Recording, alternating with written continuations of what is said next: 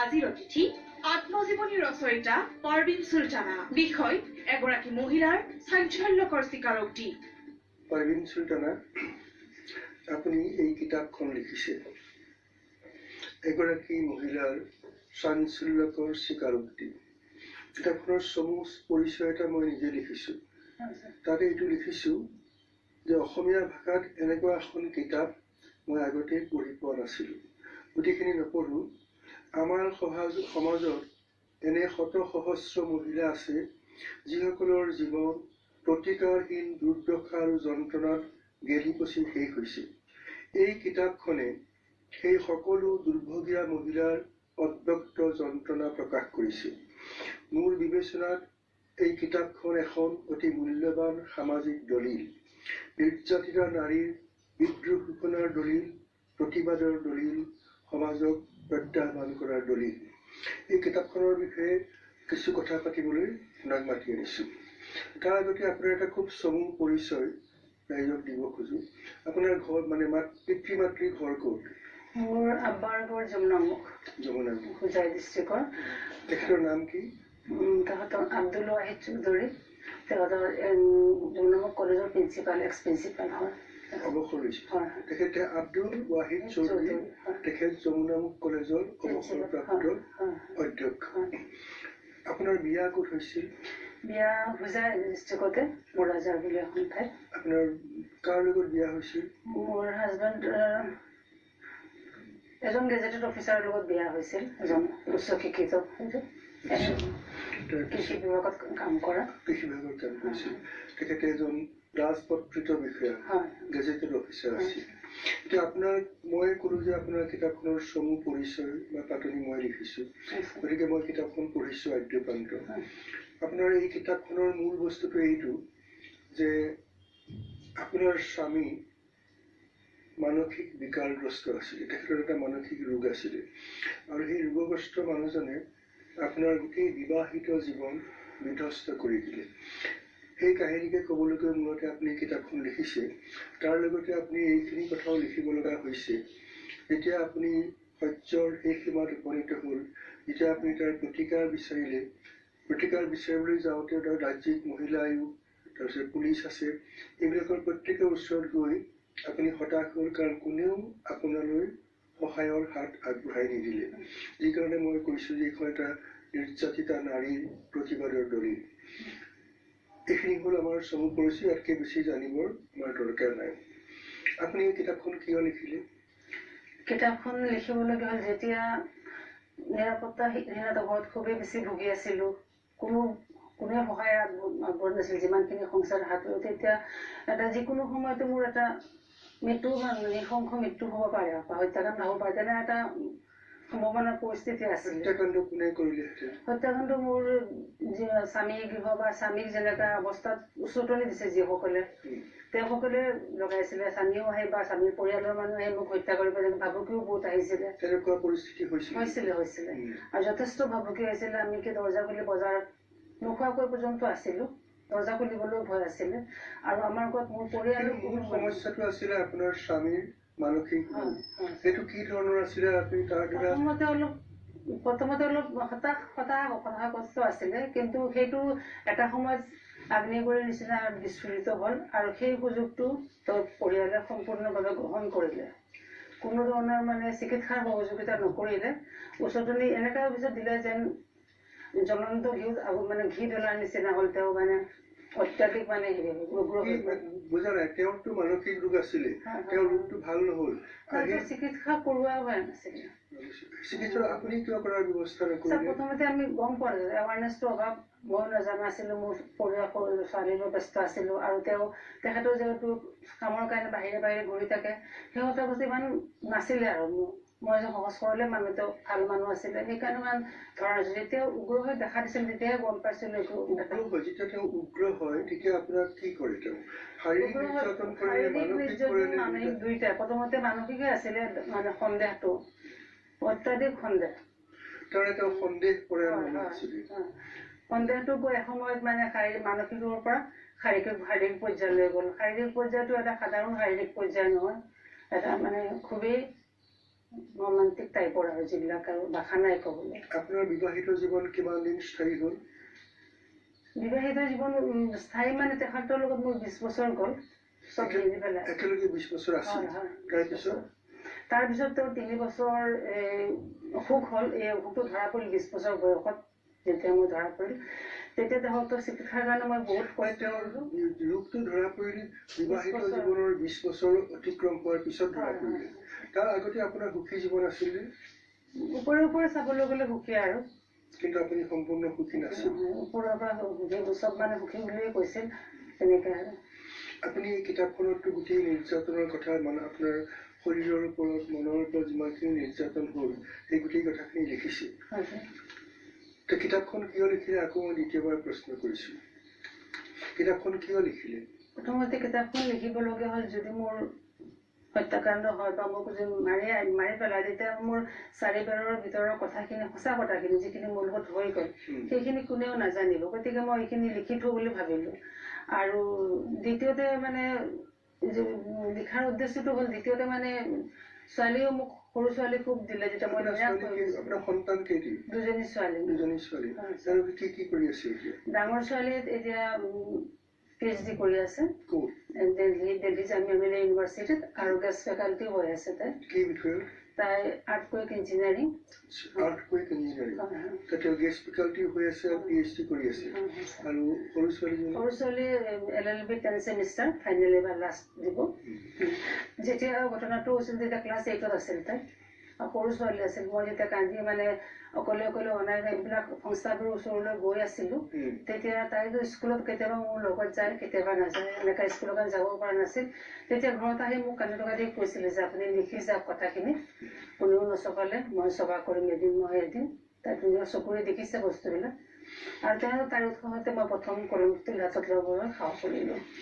আপুনি কিতাপখন লিখাৰ বা প্ৰকাশ কৰাৰ একমাত্ৰ উদ্দেশ্য সেইটোৱে আছিল নেকি?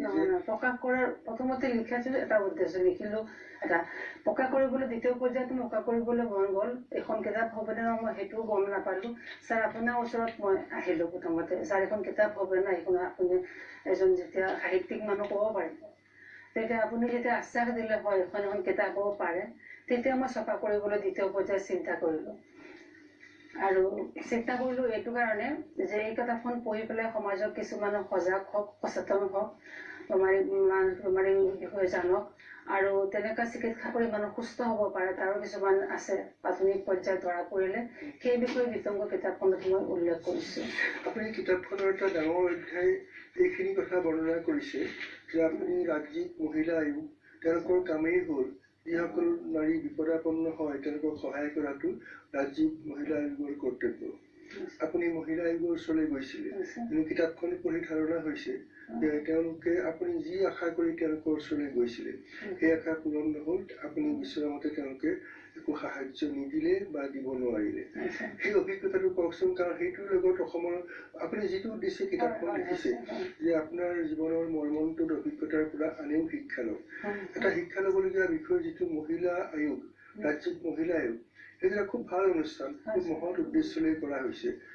আপুনি তাৰ পৰা সাহায্য বিচাৰি বিমুখ হ'ল। আপুনি কেনেকৈ সাহায্য বিচাৰিছিলে, কিয় বিমুখ হ'ল, সেই কথাখিনি অলপ বহলাই কওক, যাতে আন যিসকল মহিলাই তাৰ পৰা সহায় পাম বুলি বাট চাই আছে বা সহায়ৰ প্ৰয়োজন হ'ব তেওঁলোকে আপোনাৰ অভিজ্ঞতাৰ পৰা কিছু কথা শিকিব পাৰে। আপুনি মহিলা আয়োগৰ লগত হোৱা অভিজ্ঞতাখিনি অলপ বহলাই কওক। মহিলা আয়োগৰ লগত প্ৰথম পৰ্যায়ত মহিলা আয়োগৰ পৰা সহায় বিচাৰিছিলোঁ, কাৰণ আইন আদালতৰ কথাখিনি মই ইমান নাজানো। আৰু তেওঁলোকৰ লগত মোৰ প্ৰায় 2 বছৰৰ অভিজ্ঞতা, 3 মাহ পিছে কেছ দিয়ে মই বহুত কেছত তাৰিখত গৈছোঁ, বহুত গৈছোঁ। আৰু মোৰ ছোৱালীও গৈছে, মোৰ স্বামীও আহিছে, কিন্তু তেওঁলোকে খালি তাৰিখৰ পিছত তাৰিখে দিলে। আৰু যিজন মোৰ মানে তেওঁৰ মোৰ হাজবেণ্ডৰ যিজন ভাই আৰক্ষী বিষয়া হোৱাৰ কাৰণে সেই 2 বছৰৰ ভিতৰত তেওঁক এদিনো মুখামুখি মাতি আনিব নোৱাৰিলে।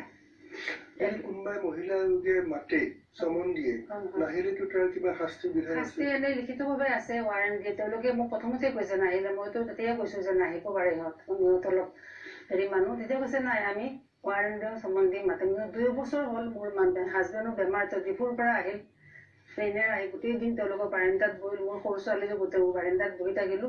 সেইজন মানুহৰ কাৰণে তেওঁলোকে কোনো ধৰণৰ ষ্টেপ আগবঢ়াব নোৱাৰিলে তেওঁ কাহক ফোন কৰি মাতে, তেওঁ বিজি আছো 5 মিনিট পাছত 10 মিনিট কৰিম, এনেকৈ আমি 3 ঘণ্টামান কেতিয়াবা বহিছো, কিন্তু তেওঁ নাহিলে শেষত তেওঁলোকে কয় তেওঁ বিজি আছে আহিব নোৱাৰে, আমি গুচি যাওঁ।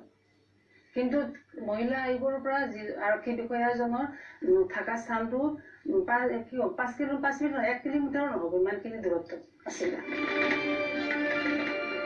মানে তেওঁলোকে কৈছিলে যে এইটো ফেমিলিৰ লগত আলোচনা কৰিবলৈ, আমি তেওঁলোকক বুজাই পেলাই চিকিৎসা, মই যে প্ৰথমতে চিকিৎসাৰ কাৰণে গৈছিলো, মোৰ যে কোনোবাই মোৰ পাৰা নাই আৰু তেওঁলোকে চিকিৎসাৰ পৰা বঞ্চিত কৰিছে, সেইটো কাৰণে আৰক্ষী বিষয়াজনে বঞ্চিত কৰিছে। বিশেষকৈ তেওঁ হস্পিটেলত নিয়াৰ পিছত তেওঁ হস্পিটেলৰ পৰা লৈ গ'ল, তেওঁ কৰিম বুলি কিন্তু কৰা নাছিলে। সেইটো অভিযোগ প্ৰথমতেই মোৰ দিয়া আছিলে মহিলা আয়োগত। মহিলা আয়োগে কৈছে আমি কৰাই দিম, তেওঁক আনি বুজাম আৰক্ষী বিষয়াজনক, কিন্তু 2 বছৰত এদিনো তেওঁক মুখামুখি কৰি মাতিব নোৱাৰিলে, আনাব নোৱাৰিলে, কোনো চামনো জাৰি নকৰিলে, তেনেকাই থাকিল বস্তুটো। এই 2 বছৰৰ ভিতৰত মোৰ স্বামীৰ কথা কৈছে কিমানখিনি ক্ষতিগ্ৰস্ত হ'ল, আমি কিমানখিনি ক্ষতিগ্ৰস্ত হলো, মোৰ ল'ৰা-ছোৱালীৰ পঢ়াখিনি কিমানখিনি ক্ষতিগ্ৰস্ত হ'ল, এবাৰো তেওঁলোকে চিন্তা নকৰিলে। এইটো এটা মহিলা আয়োগৰ ক্ষেত্ৰত খুব ডাঙৰ অপৰাধ নহয়নে, যে আপুনি সহায় বিচাৰি সহায় নাপালে কিয়, কাৰণ আপোনাৰ স্বামীৰ ভাতৃ এজন পুলিচ বিষয়া আৰু গোটেই সমগ্ৰ মহিলা আয়োগ, ৰাজ্যিক মহিলা আয়োগে এজন পুলিচ বিষয়াক ইমানেই ভয় কৰে যে 2 বছৰৰ মূৰতো তেওঁক আনিব নোৱাৰিলে। আৰু কি অভিজ্ঞতা হৈছিল? তেওঁলোকক মানে বাৰাণ্ডাতে বহি থাকো, তেওঁলোকে দেখিছো যিটো কোৰ্টত তেওঁলোকৰ যে মাহত শনিবাৰ মাহত 2টা শনিবাৰ তেওঁলোকৰ কোৰ্ট বহে, সেই কোৰ্টত তেওঁলোকে বিচাৰ মণ্ডলীক যে তেওঁলোকৰ আইনৰ মানুহ থাকে, পুলিচৰ মানুহ থাকে, গোটেইখিনি মানুহ থাকে, এজন মেম্বাৰ। কিন্তু মইতো কোনো এটা তাৰিখেই মিছ কৰা নাই, যিহেতু মই খুবেই নিৰ্যাতিতা, সহায় লাগে, মই যিকোনো খোজকাঢ়ি হ'লে বাছ বন্ধ হ'লেও মই গৈছো, খোজকাঢ়ি হ'লেও গৈছো। কিন্তু গৈ পেলাই দেখো কেতিয়াবা এজন উকিল আছে, কোনোবা এজন সদস্য আছে, কেতিয়াবা 4-5জন সদস্য, কোনোবাই তেওঁলোকে চাহ খাই আছে, কথা পাতি আছে, মানুহৰ প্ৰব্লেমবিলাক লৈ হাঁহি আছে, কোনো চলিউশ্যন বা কিবা কোনো ডিপলি কৰা নাই, কিবা এটা কৈ এনেকৈ কৈ বিদায় দিয়ে, নেক্সট ষ্টেপ 3 মাহৰ পিছত দি পেলাই থৈ দিয়ে। 3 মাহত যে আৰু কিমান নিৰ্যাতিত হ'ল মহিলাগৰাকী, সেই কথা এবাৰো চিন্তা নকৰে। মোৰ সেইটোৱে দুখ। মানে আপুনি যে মহিলা আয়োগত গৈছিলে, তাত উকিল নিয়োগ কৰিব লাগে নে আপুনি নিজে? নাই, তেওঁলোকৰ যিটো কোৰ্ট আছে, কোৰ্টত তেওঁলোকৰ উকিল থাকে, পুলিচৰ মানুহ থাকে, আকৌ মেজিষ্ট্ৰেট থাকে, ডক্টৰো বোলে এজন থাকে। ডক্টৰজনে কৈছে আপুনি বেছি জানে, মোক সুধিছে তেওঁৰ মানসিক বেমাৰ হয় নে ময়ে বেছি জানো। মই তেতিয়া এদিন কৈছিলো যে আপুনি MBBS ডাক্তৰ হ'ব পাৰে, এজন মানসিক ডক্টৰে যিখিনি কাউন্সেলিং কৰিব সেইখিনি কেনেকৈ আপুনি কৰিব। তেতিয়া তেওঁ মোক কৈছিলে যে মই ডক্টৰ হৈ পেলাই তো বহিয়ে থাকে, কোনোদিন এটা প্ৰশ্নই নকৰিলে। আৰু মোৰ লগত মোৰ হাজবেণ্ড, মোৰ ছোৱালী, 2জনী ছোৱালী, দিল্লীৰ পৰা আহি ছোৱালী মহিলা আয়োগত গৈছে, মাতি আনিছো তাৰ পৰা। খালি প্ৰব্লেমটো চল্ভ হওক, তেওঁলোকে সিহঁতৰ দেউতাক সুস্থ পাব বিচাৰি পাওক, সেইকাৰণে এইটো কথা বুজিলো যে আপুনি খুব বিপদত পৰিছিল, আপোনাৰ স্বামী মানসিক বিকাৰগ্ৰস্ত আছিল, আপোনাক অখিল নিৰ্যাতন কৰিছিল, তেতিয়া অৱশেষত উপায় নাপায় আপুনি ৰাজ্যিক মহিলা আয়োগৰ কাষ চাপিছিল তাৰ প্ৰতিকাৰ বিচাৰি। কিন্তু 2 বছৰ অহা যোৱা কৰা স্বত্তেও তেওঁলোকে আপোনাক কোনো ধৰণৰ সহায় নকৰিলে। বাকীখিনি মোৰ স্বামী আহিছে, চব আহিছে, কিন্তু মই এইটোৱে আচৰিত যাওঁ, সেই পুলিচ বিষয়াজনক আমাক বহোৱাকৈ ফোন কৰি সোধে আপুনি আহিবনে নাই, তেওঁ কয় মই বিজি, আধা ঘণ্টাৰ পিছত আহিম। কেতিয়াবা কয় আপোনালোক বহক, 2 ঘণ্টা বহাৰ পিছত কয় তেওঁ নাই, তেওঁ আহিব নোৱাৰে, তেওঁ বিজি আছে, আপোনালোকে যাওক। এনেকা এইটো মিনিমাম পাৱাৰটো তেওঁলোকৰ নাই নেকি, মই সেইটোৱে বিচাৰিছো যে এজন আৰক্ষী বহি তেওঁলোকে ইমান ভয় কৰে, তেওঁলোকৰ ক্ষমতাৰ ভিতৰত নপৰিলে, তেওঁলোকৰ সাহস নাই ন আঁকে আনিব, ইমান তোষামোদ তেওঁলোক কৰি থাকিব পাৰেনে, কিয় কাৰণে? এজন আৰক্ষী বিষয়া তোষামোদ কৰাৰ দৰকাৰটো তেওঁলোকৰ কি আছে? তেওঁলোকে মহিলা আয়োগ কেৱল মহিলাৰ কাৰণে গঠন কৰি থৈছে, পুৰুষৰ কাৰণেও নহয়। সেই মহিলা আয়োগৰ বেছিভাগ সদস্য মহিলা, সেই মহিলাৰ যেতিয়া একো বুজি নাপায়, উপলুঙা কৰে বস্তুবিলাক লৈ। মোক যেতিয়া 2 বছৰৰ মানুহজন আজি পংগু কৰিলে, তেওঁলোকে যদি অলপমান সহায়ৰ হাত দিয়াহেঁতেন আজি এনেকা অৱস্থাত এজন ভাল মানুহ নহলহেঁতেন। কিন্তু তেওঁলোকে খালি